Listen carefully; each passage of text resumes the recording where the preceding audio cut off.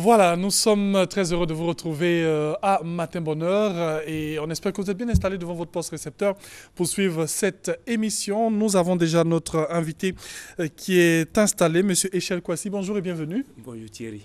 Ça va bien ce matin, vous êtes bien réveillé? Ça va très bien. Tout va bien. Tout va Tu très déjeuner quand même ce matin avant de démarrer ou bien après? Non, après. Alors, Monsieur Echel Kwasi, avec vous, nous allons parler d'un thème très important. N'abandonnez jamais. N'abandonnez jamais. Ça paraît très anodin, très simple, mais ça a beaucoup de sens. Pourtant, ça paraît simple, mais pourtant, plusieurs abandonnent. Après avoir commencé, quand ils commencent, ils se disent que ça sera facile, mais ils se rendent compte que quelques années après, tout devient tellement compliqué que la solution la plus facile qu'ils trouvent, c'est d'abandonner. Ok, alors n'abandonnez jamais. Qu'est-ce qu'on entend par n'abandonnez jamais? N'abandonnez jamais parce que c'est au bout de l'effort qu'on a toujours les meilleurs résultats. Et vous voyez, il y a un moment dans la vie où, quand vous commencez une activité, vous commencez un projet, vous avez un rêve, tout semble au début ne pas marcher pour vous. Oui. Et il y a des moments où vous demandez, mais attendez, qu'est-ce qui ne va pas? C'est comme le monde autour de vous semble s'écrouler. Le monde autour de vous semble ne pas marcher comme il faut. Et là, vous posez tellement de questions. C'est à ce moment-là que vous pouvez entendre même des gens vous dire que ça ne marchera pas. Et une voix intérieure en vous-même vous dit que effectivement, ça ne pourra pas marcher. Et quand vous regardez, vous vous demandez, mais attends, est-ce que ça vaut la peine de continuer? Parce que j'ai commencé et c'est tellement compliqué. Est-ce que ça ne serait pas mieux pour moi d'abandonner maintenant? Mais je vous dis la vérité, c'est qu'il n'y a aucun projet qui est facile, il n'y a rien qui est aisé. Tout ce que vous commencez, vous allez connaître des temps difficiles, des obstacles, des oppositions, mais au bout de votre effort, vous verrez toujours que quelque chose de bon sortira de vous. Alors, à vous entendre, c'est comme pour dire que malgré les difficultés, il faut forcément avancer. Malgré les difficultés, il faut toujours avancer, il ne faut jamais reculer. Quel que soit ce qui est au devant de vous, il ne faut jamais prendre la peine de fuir les obstacles. Michael Jordan a dit que chaque fois que vous voyez un obstacle, c'est qu'il y a quelque chose de plus grand derrière. Et donc, il ne faut jamais reculer face à un obstacle, il faut toujours surmonter l'obstacle. Faites tout votre effort pour pouvoir aller au devant de l'obstacle qui est au devant de vous. Alors, quelles sont les raisons qui pourraient pousser un individu à abandonner? Les raisons, c'est simple. Vous voyez, quand quelqu'un a échoué plusieurs fois, vous prenez la peine de commencer une activité, vous avez par exemple un projet, vous avez un rêve et que vous avez échoué une première fois, vous échouez une deuxième fois. Quand les échecs sont répétés, la plupart du temps, les gens en eux-mêmes se disent, bon, ok, je n'ai pas le potentiel qu'il faut pour pouvoir réussir dans ce domaine-là, pour pouvoir réussir dans cette activité, pour pouvoir réaliser mes rêves. Et les échecs répétés vont toujours amener les gens à croire que la chose n'est plus possible. Entre-temps, l'impossible n'est que dans l'esprit des hommes. Rien n'est impossible tant que vous dites que c'est encore bon. Donc, les échecs répétés sont une des causes profondes des abandons prématurés. Par exemple, quand vous commencez à beaucoup échouer, vous pouvez voir que la frustration aussi peut commencer à gagner du terrain dans votre esprit. Et beaucoup sont frustrés. La frustration, moi je le dis, c'est une mauvaise interprétation des résultats que nous avons. Quand nos résultats que nous avons sont mal interprétés, alors nettement, on commence à être frustré, on pense que tout est déjà mauvais. Entre-temps, pour moi, les résultats ne sont que des résultats. Tant que vous dites que ce n'est qu'un résultat aujourd'hui que j'ai eu, demain peut être bon, alors vous n'êtes pas frustré. Donc, comme je le disais, l'échec est un des facteurs clés qui amènent les gens à abandonner. Mais écoutez, pour moi, je l'ai toujours dit, qu'on n'échoue pas, on a seulement des résultats. Et à moins d'interpréter mes résultats comme je le veux, quand j'ai une bonne interprétation de mes résultats, alors la frustration s'éloigne de moi. Et je me dis que bon, si aujourd'hui, effectivement, j'ai échoué, mais demain, ça peut être bon. Donc, la bonne interprétation des résultats m'amène à ne pas être frustré. Alors, quand on parle de frustration, on peut parler d'aigreur, de jalousie, d'envie et tout. Effectivement, ouais, de découragement, un sentiment d'échec en vous. Voyez, la plupart du temps, quand on a échoué, quand d'ailleurs on pense qu'on a échoué, l'esprit en nous est abattu, nous sommes en nous-mêmes, nous sommes découragés, nous sommes affaiblis. Et du coup, on commence à regarder autour de nous, à constater ce qui se passe autour de nous. Et comme vous l'avez si bien dit, on peut être haineux, on peut être dans l'aigreur, on peut commencer à jalouser aussi les autres. Mais en fait, la vie, vous avez votre vie, les autres ont leur vie. Tant que vous faites la bonne chose, je vous assure que rien ne pourra vous amener à être frustré et à jalouser les autres ou à regarder les autres d'un autre œil. À vous-même, dites-vous qu'il y a des résultats qui viendront forcément si je continue de me battre. Donc, il ne s'agirait pas de regarder autour de soi, mais regarder à l'intérieur de vous. Si je suis frustré, qu'est-ce qui a provoqué cela? Pourquoi est-ce que je suis frustré? Pourquoi est-ce que les choses n'ont pas marché? Et quand vous comprenez qu'en vous-même, il y a encore de bonnes choses qui peuvent émaner de vous, alors ça devient plus facile pour vous de surmonter votre frustration et de pouvoir avoir la tête haute pour pouvoir continuer votre chemin. Mais souvent, on n'arrive même pas à penser qu'on est frustré parce qu'on est dans une bulle, cette envie-là d'évoluer, cette envie d'avancer, qu'on est dans cette bulle. On n'a même pas le temps de savoir qu'on est frustré. Vous pouvez le savoir facilement. Vous pouvez le savoir facilement par rapport à votre réaction face à la vie. Quand, par exemple, quelqu'un est frustré, c'est très facile pour cette personne de se mettre en colère. Quand vous êtes en train de faire une activité et puis vous sentez que les choses ne marchent pas. Rien n'avance. Quand les choses marchent, vos réponses sont promptes, vos réponses sont instantanées. Quand on vous pose une question, vous arrivez facilement avec le sourire, un light sourire à répondre. Mais quand vous voyez quelqu'un qui est en train de tergiverser, tourner autour du pot, et quelque part, il sait qu'il n'arrive pas à attraper le bon bout. Et vous allez voir que 2 questions de suite peuvent l'énerver. Ça peut lui donner des sorties de lui-même. Ça montre simplement que la vie l'a frustré. Ça montre que les choses ne marchent pas comme il le faut.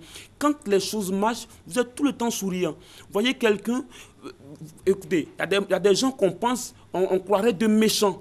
Pas parce qu'ils font forcément méchants, mais ils font frustrés. Vous les voyez, c'est difficile pour eux de sourire. Ouais. La joie, le sourire nous donne de pouvoir progresser dans la vie. C'est des remèdes assez importants. C'est pourquoi ceux qui sourient beaucoup, ils vivent longtemps.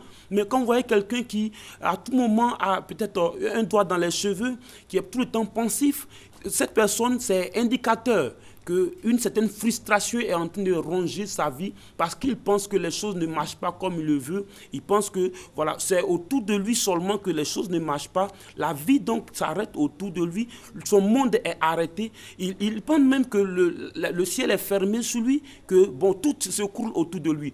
Entre-temps, quand vous réfléchissez bien et que vous voyez la vie des autres qui ont réussi, vous comprendrez que tous ont eu des combats à mener et plusieurs ont dû braver les échecs, ont dû braver tout ce qui est au-devant d'eux pour pouvoir se rendre encore joyeux, se dire que je peux encore avancer. Je vais ouvrir une parenthèse assez rapidement. Allons-y. Quand quelqu'un a dit que si il n'y a pas de joie autour de vous, vous-même provoquez la joie. C'est vrai que les échecs veulent me frustrer, veulent m'amener à être haineux, à être dans l'aigreur, à être difficile avec moi-même. Et c'est ce qui amène certaines personnes même à se juger durement, difficilement, en se disant, bon, je ne réussis pas parce que je ne suis pas assez intelligent, je ne réussis pas parce que je ne fais pas assez d'efforts. Non, ce n'est pas cela. Ce n'est pas parce que vous ne faites pas assez d'efforts ou encore vous n'êtes pas assez intelligent, mais il y a un temps où les choses traînent, mais il y a aussi un temps où vous gagnez en vitesse, un temps où les choses réussissent. Donc, si la joie n'est pas encore venue, vous-même provoquez cette joie. Et un autre obstacle à comment tu appelles ça, à l'abandon, c'est les obstacles. Les obstacles eux-mêmes. Vous voyez, quand vous êtes en train de faire quelque chose qui ne marche pas, c'est pas parce que les choses ne marchent pas que le chemin ne continue pas.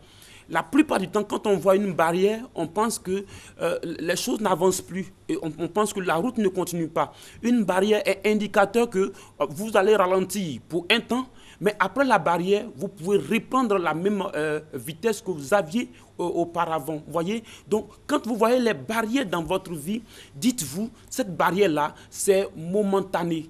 Cet obstacle est momentané. Et j'ai toujours compris une chose. En fait, il n'y a pas de barrière, il n'y a pas de limitation réelle.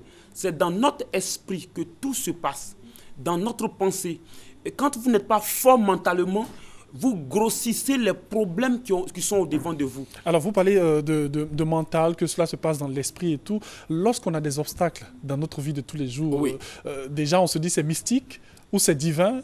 Tout ça, c'est dans le mental aussi? Oui, tout est dans le mental. Vous voyez, en fait, on veut trouver des excuses. Des excuses à notre échec, on veut trouver des arguments pour justifier notre échec. Donc on pourra, c'est pas tout, on a indexé les sorciers du village. On va toujours aller prendre le raccourci pour dire voilà, si je ne réussis pas, c'est parce que il y a un sorcier au village, il y a quelqu'un qui est en train de tout faire pour que ma vie n'avance pas comme il le faut. Mais ce n'est pas tout qui est sorcier, ce n'est pas tout qui est, je sais pas, génie du village. Il y a des moments où toi-même, tu dois entrer en toi pour te dire que voilà, j'ai cru voir un obstacle au devant de moi, mais en fait, il n'y a pas d'obstacle. Il y a seulement que je n'ai pas cru en moi-même comme il le faut. J'ai manqué de confiance en moi-même. Vous voyez, j'ai une manière de parler de l'obstacle. Je dis toujours, il n'y a pas de grand obstacle, mais il y a de petites mentalités. L'obstacle devient grand quand nous avons une petite mentalité. Mais plus notre mentalité est grande, plus notre esprit est grand, plus notre esprit est ouvert, nous nous rendons compte qu'il n'y a pratiquement pas d'obstacle. Vous convenez avec moi que quand vous êtes sur terre, une montagne est un grand obstacle. Oui. Mais quand vous prenez par exemple l'avion, au fur et à mesure que vous partez en hauteur, la montagne devient tout petit comme un caillou. Et c'est comme ça. Il faut que notre pensée nous amène à nous élever au-dessus des obstacles. De sorte que l'obstacle que nous croyions hier indéboulonnable, nous croyons assez grand, insurmontable, ça devient juste un petit caillou devant de nous qu'on peut ramasser et puis jeter. C'est ainsi la vie. Il faut toujours comprendre qu'aucun obstacle ne pourrait nous amener à abandonner, nous empêcher d'évoluer. Et cette force d'esprit, elle est nécessaire pour notre vie de tous les jours. C'est tellement important. Cette force d'esprit a été dans tous ceux qui ont été de grands leaders ont eu ce fort mental, cette hauteur d'esprit. Et vous prendrez Einstein, vous prendrez, je ne sais pas, quels que soient les plus grands que vous verrez sur la Terre, ils diront toujours qu'un jour, ils ont dû être opposés à de forts obstacles. Mais ils ont pu faire tout ce qui était en leur pouvoir, en leur possession, pour pouvoir surmonter ces obstacles-là. Donc c'est important de comprendre que l'obstacle n'est pas insurmontable. On peut toujours aller au-delà de l'obstacle. Et je parlerai aussi des erreurs que nous commettons. Il y a des moments où on a commis tellement d'erreurs qu'on commence nous-mêmes à nous accuser. Voilà, c'est à cause de mes erreurs que voilà, on m'a chassé du premier boulot. J'ai commis tellement d'erreurs qu'on m'a chassé de l'école. J'ai commis tellement d'erreurs qu'on m'a chassé même de mon foyer. Parce que partout on abandonne. On peut abandonner dans le foyer, on peut abandonner dans un travail, on peut abandonner une affaire que nous avions commencée. Mais on peut se dire en nous-mêmes, c'est les erreurs. Et ça nous amène à nous morfondre, à rester dans notre chambre et à avoir le regard fixé dans le plafond en train de nous culpabiliser. Entre-temps, quand vous faites une erreur, dites-vous que ceux qui n'ont jamais fait d'erreur sont ceux qui n'ont jamais rien essayé. Si vous n'avez jamais rien essayé, alors vous n'avez jamais fait d'erreur. Et souvent, on a peur d'essayer. Effectivement, on a peur d'essayer. Pourquoi? Parce qu'on se dit que bon, je vais essayer, je vais échouer.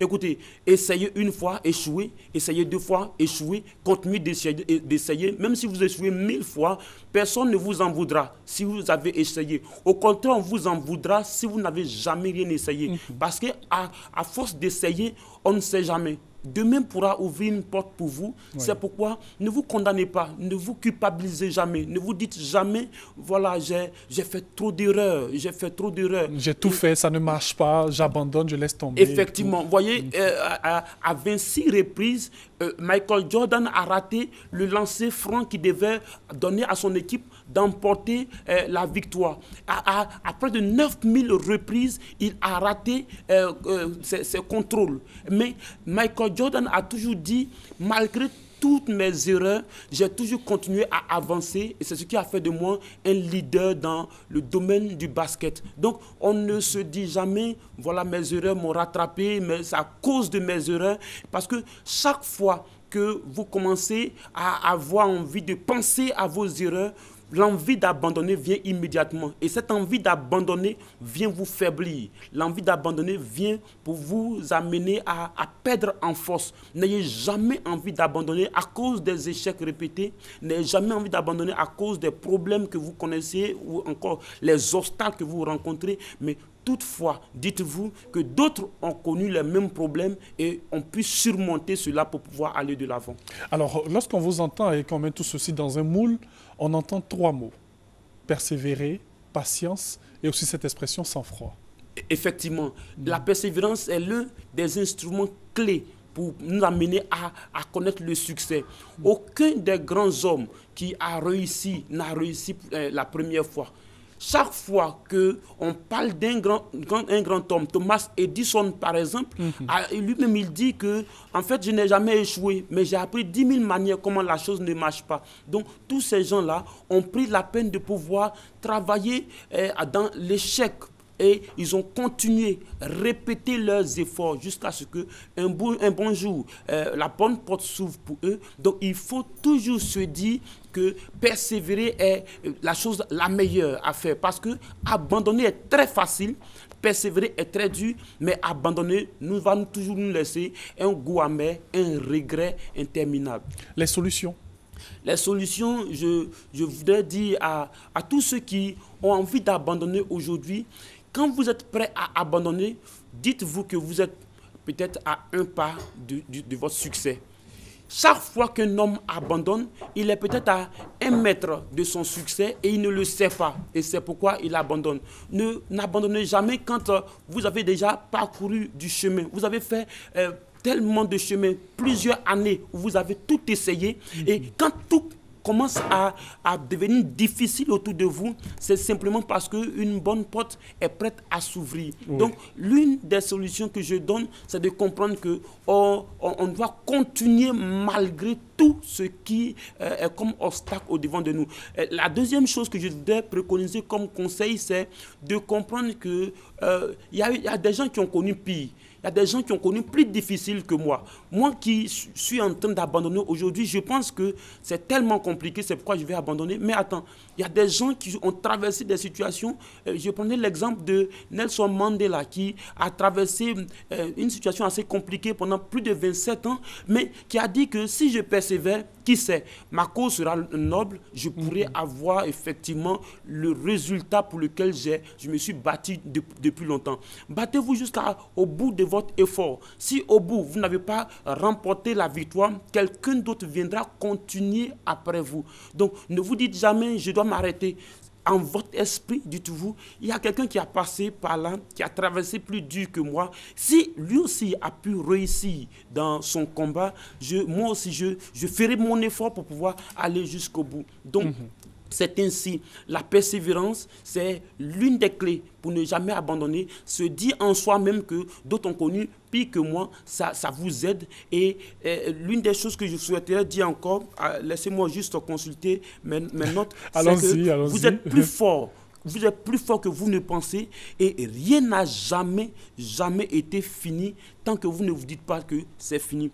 Je lis par exemple Ed Sheeran qui dit « Tout ira mieux à la fin ». Si ce n'est pas mieux, c'est que ce n'est pas la fin. Ouais. Tout ira mieux à la fin. Donc, quand tu es prêt à abandonner, demande-toi, est-ce que c'est mieux? Si ce n'est pas encore mieux, ce n'est pas encore fini. Donc, tant que ce n'est pas mieux, je me dis à moi-même que ce n'est pas fini. Il faut continuer. Je fais encore plus d'efforts, oui. Je ne sais jamais si la porte va s'ouvrir. Regardez par exemple, quand vous arrivez devant un supermarché, plus vous faites des pas au devant de la porte, mieux la porte s'apprête à s'ouvrir. Et votre dernier pas est ce qui ouvre la porte. Ok. Alors, merci pour tout ce que vous dites, parce que je sais que c'est très instructif pour toutes les personnes qui nous suivent en ce moment. Monsieur Echel Kwasi, les conférenciers, et le thème c'est n'abandonner jamais. N'abandonner jamais. Alors, vous allez donner vos contacts? Mes contacts sont les suivants, le 09 60 24 09 09 60 24 09 et le 05 07 42 55. 05 07 42 55. Alors avant de vous laisser partir, on va donner cette information très importante. Eh bien, l'équipe de production de Wozo Vacances vous invite à suivre l'émission de préparation des manches éliminatoires avec les responsables de groupe. Et cette émission sera diffusée le samedi 23 juillet à 9h sur RTI 1. Et par ailleurs, l'équipe de production vous invite à la première manche éliminatoire qui aura lieu le mercredi 27 juillet à 14h30 au Palais de la Culture. Les tickets seront en vente à partir du mercredi 20 juillet à 2000 francs CFA. Lieu de vente RTI Cocody, RTI Publicité de Plateau Les Vallons, RTI Publicité Plateau, Palais de la Culture Trècheville, Hassan 220 à Djamé et Yopougon. Merci d'être venu. Merci à vous. Et vous allez redonner encore vos contacts rapidement. 09 60 24 09 et le 05 07 42 55. Alors, c'était M. Echel Kwasi que nous avons reçu ici et bonne journée à vous. Bonne journée. Nous allons recevoir un autre invité et c'est le commandant Séraphin Blé. Bonjour et bienvenue. Bonjour, merci. Alors, avec vous, nous allons parler d'un grand événement qui va permettre à cette population ivoirienne de déferler vers vous et aussi permettre aux officiers de recevoir leur barrette, c'est ça? Tout à fait, merci beaucoup. Il s'agit effectivement de la fête de l'École des Forces Armées et l'édition 2016. Mais je voudrais, avant d'aller plus loin dans les détails, remercier au nom du colonel Kwame Joseph Alla, commandant l'École des Forces Armées, monsieur le général de corps d'armée, chef d'état-major des Forces républicaines de Côte d'Ivoire, qui a autorisé notre passage sur les antennes de la télévision, ainsi que monsieur le directeur général de la RTI pour les facilités offertes. Alors, vous êtes le directeur général de l'EFA, c'est-à-dire l'École des Forces Armées. Quelles sont les missions de cette école? L'École des Forces Armées est une école de formation d'officiers. C'est la seule école de formation de ce type qui fournit à l'armée de terre et à la gendarmerie l'ensemble de ses officiers. Elle forme en son sein des jeunes que nous recrutons pendant 2 années. Elle assure également l'application, le perfectionnement, le cours d'état-major, mais également la préparation aux différentes écoles de guerre. Alors, l'événement qu'on aura, c'est la double cérémonie de baptême et de remise d'épaulettes aux officiers. Cette cérémonie aura lieu quand? Cette cérémonie aura lieu ce vendredi 22 juillet 2016 à partir de 9h sur le site de l'école. Elle va consister, comme vous l'avez dit tantôt, en une double cérémonie, c'est-à-dire au baptême de la 47e promotion, mais également à la remise d'épaulettes d'officiers, à la promotion intégration, c'est-à-dire la 46e, mais également à la 10e promotion des médecins élèves officiers. Alors, il y a eu une formation au préalable qui a démarré quand, qui consiste à quoi concrètement? La formation dure 2 ans. C'est les élèves officiers d'active de la 47e promotion, c'est-à-dire ceux qui vont être baptisés, ont intégré l'école des forces armées depuis environ 1 année. La rentrée a eu lieu en septembre dernier et après 1 année, ils reçoivent leur baptême. Mais leurs aînés de la 46e promotion, baptisés intégration, qui vont recevoir leurs épaulettes de lieutenant, ont subi la formation pendant 2 ans. À côté d'eux également, il y a des médecins élèves officiers qui, après 1 année de formation militaire, vont recevoir le grade de lieutenant, de médecin lieutenant. Le programme détaillé de cette cérémonie, qu'est-ce qu'on aura? Alors pour le programme, il faut savoir que les invités sont attendus à partir de 9h. De 9h jusqu'à 10h, les invités sont attendus, les invités, les officiels.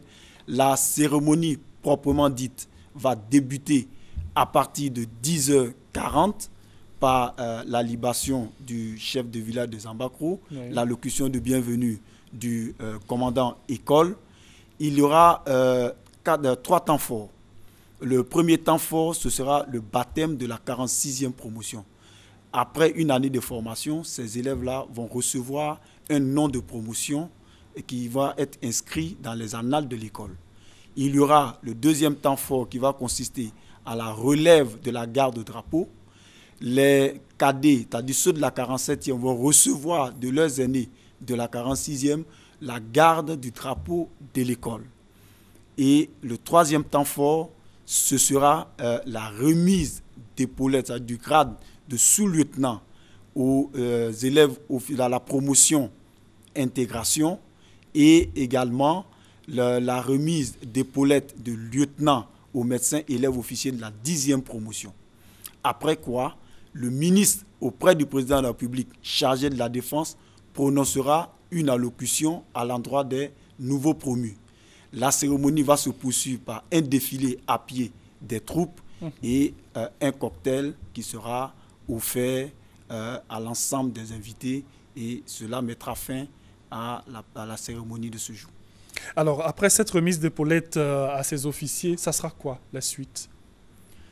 Dans leur formation, dans leur cursus et tout. Tout à fait. J'avais dit tantôt que l'école des forces armées assure non seulement la formation initiale, mais la formation, le cours d'application, la formation de perfectionnement et le diplôme d'état-major et la préparation aux écoles de guerre. Donc, ces officiers qui vont sortir, qui ont acquis des valeurs, qui ont appris à commander, vont entrer dans les différents corps, dans différentes armes et armées, en fonction du choix d'armes qu'ils auront fait.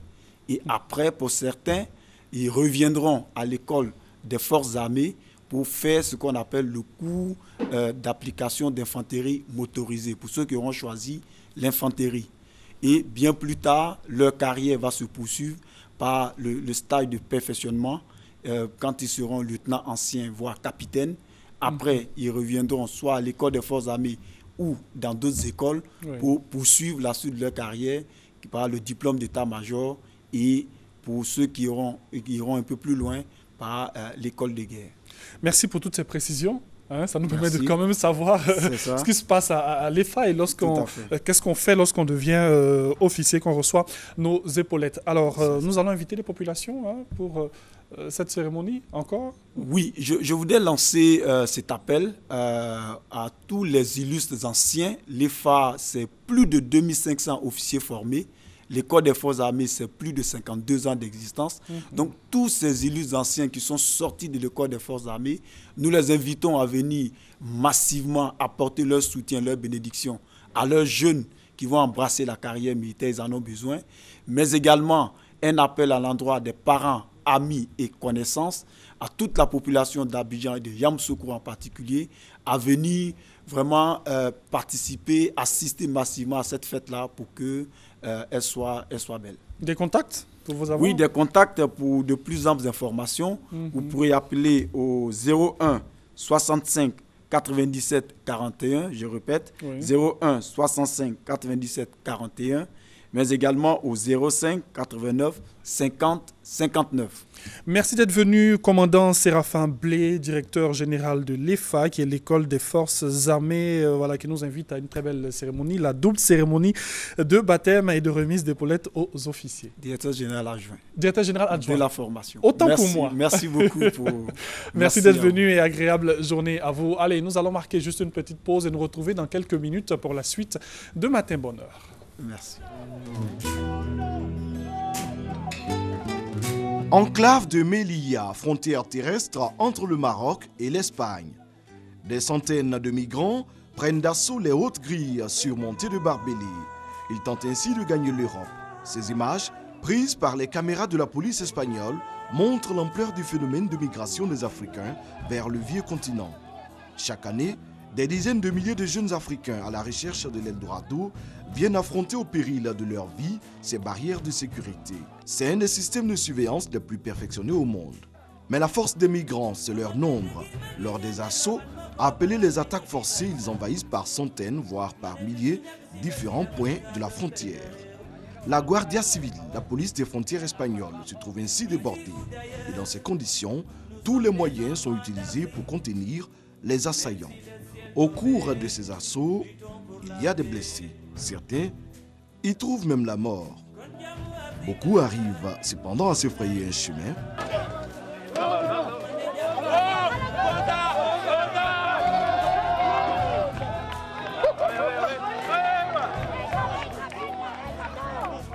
Parmi les migrants repoussés par la Guardia civile espagnole, les blessés sont conduits dans les hôpitaux marocains. Les plus téméraires regagnent ensuite la forêt pour se refaire un moral avant de retourner au front. Moi, j'ai pas eu de chance parce que le truc, c'est la chance, tu vois. Il y a ceux qui entrent, il n'a même pas une égratignure. Il y a d'autres qui entrent, peut-être il est blessé, peut-être avec des barbelés. Il y a ceux qui sont massacrés, il y a ceux qui perdent leur vie. C'est une chasse à l'homme, c'est un jeu, mais un jeu mortel.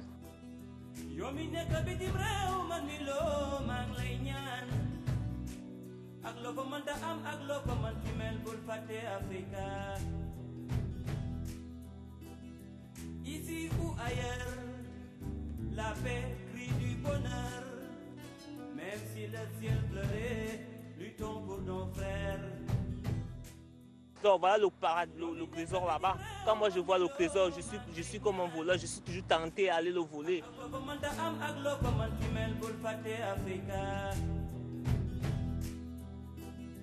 Ici ou ailleurs, la paix crie du bonheur. On me dit l'Europe est dure. Quel genre il y a tout là-bas. Quand je fais un an, je retourne chez moi. On va chanter mon nom, on va parler, je veux faire autant de euros.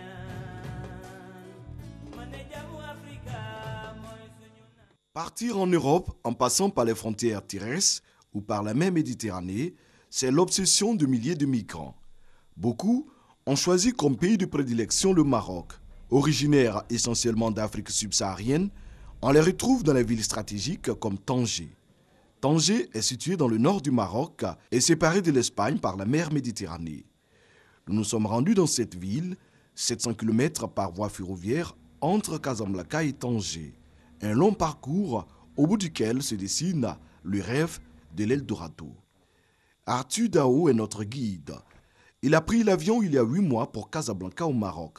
Tanger lui a ensuite été conseillé par des amis. L'Europe n'est pas l'Eldorado. Partout, on peut se faire une place au soleil. Je pense que j'ai les moyens plus adéquats de pouvoir partir en Europe. Tous ceux qui arrivent ici, quand ils me demandent, je dis, ah, moi, ça, je ne maîtrise pas ce domaine.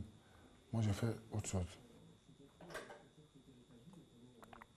Il y a plein ici que je connais. Quand ils arrivent, quand ils voient la réalité, c'est toute autre chose. Et ils n'ont plus rien pour retourner. Moi, je connais quelqu'un qui est venu avec 10 000 euros ici. Mais tout est fini. Il n'a plus un dirham sur lui pour pouvoir manger. Et quand on lui dit de retourner au pays, il dit mieux vaut mourir que de repartir au pays. Parce que c'est par contre sur lui. Comme Arthur Dao, Sylvestre vit dans un appartement avec d'autres Africains qui l'hébergent. Lui, il s'y connaît en traversée. Son appartement accueille régulièrement des migrants qui y font escale. Vous achetez, comment on appelle, un ballon gonflant qu'on appelle le Zodiac, avec 250 €. Il y a des ballons de 400. Ça prend au moins 10 personnes. Ce n'est pas parce que j'encourage ça, mais la Méditerranée ici n'est pas très dangereuse comme chose, le côté de la Libye. Ici, c'est en 30 minutes. Quand vous n'avez pas d'embrouille avec la marine, en 30 minutes, vous passez. Je vivais avec des amis, ils sont partis. Ils ont dormi au moins combien de jours chez moi ici. Ils ont fait une semaine et j'ai organisé leur truc et puis ils sont partis. Sans abri, après avoir tout dépensé et quand ils n'ont pas la chance d'être accueillis par des amis, les migrants se retrouvent à occuper illégalement des résidences inhabitées mais appartenant à des Marocains. Cette situation a amené les autorités à mener une opération policière dans le quartier du Boukalef à Tanger. Les migrants squatteurs ont été vidés des appartements de force. Cette opération ne s'est pas passée sans dégâts. Selon les migrants, un Ivoirien aurait perdu la vie. J'accuse un peu nos frères noirs. Parce qu'eux-mêmes dans leur pays, louaient les maisons. Mais ici, depuis qu'ils sont arrivés ici, ils cassent les maisons et puis ils restent dedans. Il y a des Blacks qui sont dans la maison qui non seulement qui ne payent pas, et ils utilisent tout, et ils gâtent. Quand ils gâtent, il faut attendre à des représailles. Où vivent ces migrants vidés des appartements de Boukalef?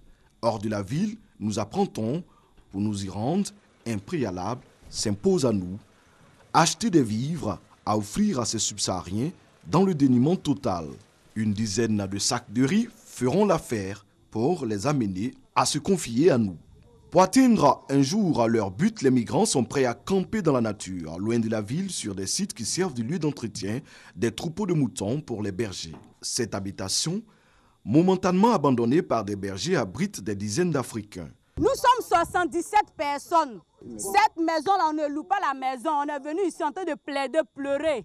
C'est pour les bergers, c'est eux qui nous ont dit de dormir. Le jour, leurs moutons vont venir, on va partir. Les hommes se réveillent le matin pour aller en route, pour aller quémander l'argent. C'est ce qu'on appelle taper la salame ici. Pour traverser l'eau, j'ai tenté 13 fois, on meurt là-bas, mais nous sommes là, on veut rentrer en Europe. Depuis 8 mois que je suis là, j'ai déjà tenté la traversée, ça fait déjà 10 fois. Mais je n'ai pas encore eu de chance pour saisir mon rêve. Nous vivons, comme vous le constatez, dans des conditions déjà pas très bien. Et nous espérons qu'un jour, la chance sera favorable de notre côté. Hommes et femmes, ensemble, dans la même pièce. Trop exigu pour les contenir tous. Certains préfèrent l'ambiance naturelle de la cour intérieure. Beaucoup vivent dans les bois et forêts qui environnent Tanger.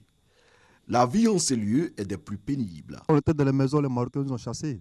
Donc on n'a pas le choix, on est obligé de vivre en brousse. On est là toute la journée, on tourne, même, on cherche de quoi manger. On vit comme des animaux, quoi.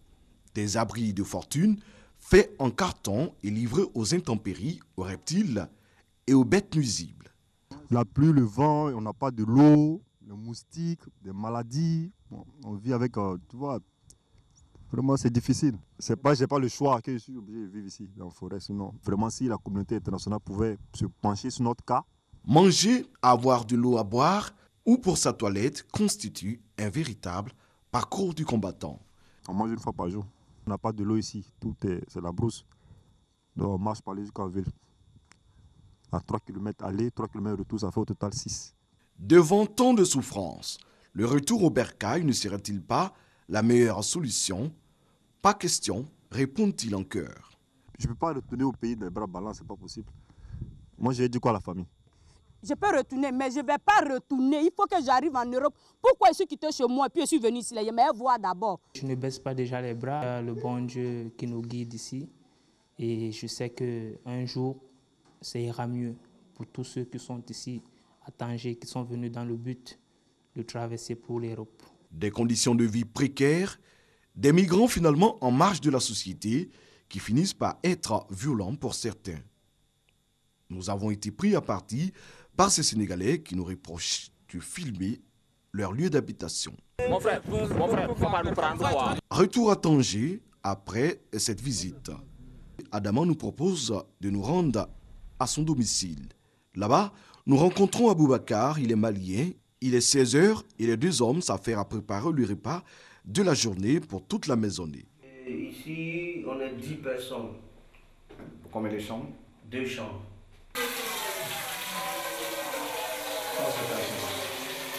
Ça, c'est qu'on va déjeuner. C'est le matin. Ouais, à 16 h, déjeuner. Oui, on va déjeuner maintenant. Jusqu'à 0 h, 1 h, comme ça on va préparer encore. Préparer pour manger. Pour manger. Ça c'est pour depuis le matin quand on dit qu'il ne pas à manger. Bon. Là vous allez préparer quoi maintenant? Maintenant, on met, oui, on met l'eau de riz avec le sucre, on mange. Après, on va préparer encore. C'est ça. C'est pas facile, hein, c'est dur. C'est dur. C'est très dur. C'est très dur. C'est ça. Aboubacar nous résume son calvaire. Il est à Tanger avec sa femme et son enfant. Mais ils ne sont pas dans la même maison. La famille et l'enfant loge à l'autre bout de la ville avec d'autres migrants dans des conditions que vous savez désormais.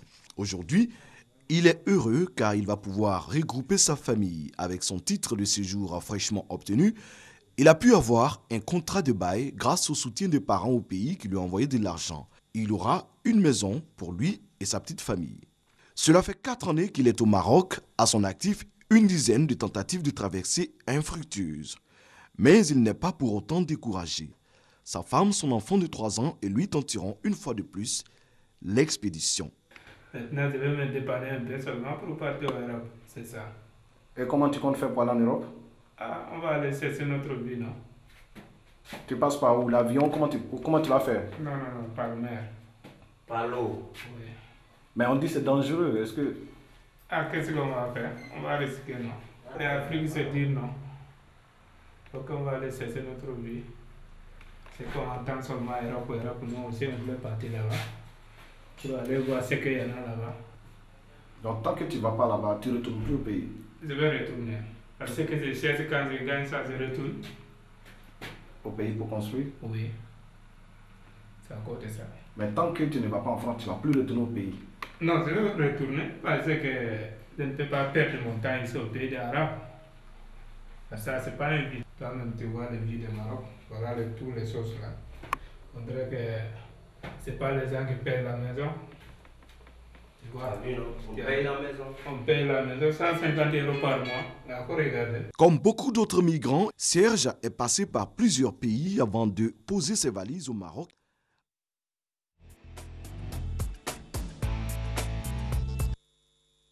Voilà, en image, quelques personnes qui essaient comme ça de traverser la Méditerranée pour l'Europe. On en parlera avant la fin de cette émission avec un invité. Pour l'instant, nous sommes avec ceux de la DCM. Monsieur Jean Duany, bonjour et bienvenue.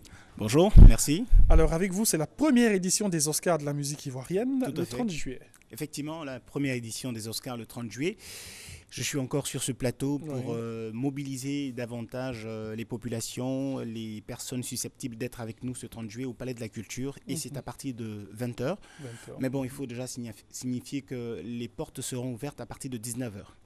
Voilà, je vais saisir l'occasion pour dire effectivement que les tickets sont déjà en vente. Donc moyennant 20 000 francs et 30 000 francs CFA. Donc ce sont les deux tarifs. Il y a des sites indiqués pour acquérir les tickets qui sont Soko C2 Plateau, Cap Sud zone 4 et puis Cap Nord zone 3. Voilà. Alors on rappelle les prix, vous avez dit 20 000 francs et 30 000 francs CFA. Donc les tickets sont déjà en vente. Voilà. Il faut aussi signaler effectivement qu'il y a 2 canaux donc, pour voter. Vous savez que c'est un événement grandeur nature qui va consister à récompenser les artistes. On le veut vraiment transparent. Donc tout va en grande partie dépendre des populations à travers les votes. Il y a donc une possibilité de voter en allant sur son compte personnel Facebook.